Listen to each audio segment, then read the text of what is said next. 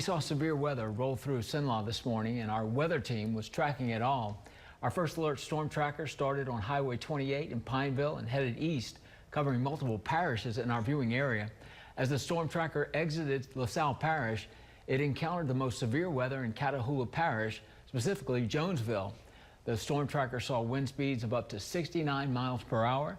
First alert meteorologist Jake Lambright said there was weak rotation in the area of Jonesville, where we could have seen a tornado form.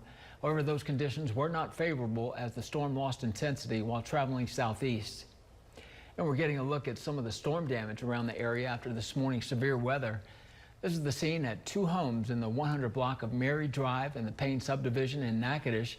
The Natchitoches Parish Department responded to the scene and shared these photos to social media. According to the homeowner, he, his son, and his grandson were inside the home when they heard the high winds. Shortly after, a large tree fell onto the home, causing heavy damage. There were no reported injuries. NPSO is reporting downed trees on roadways and are asking the public to drive carefully. Be on the lookout for any debris blocking the roads.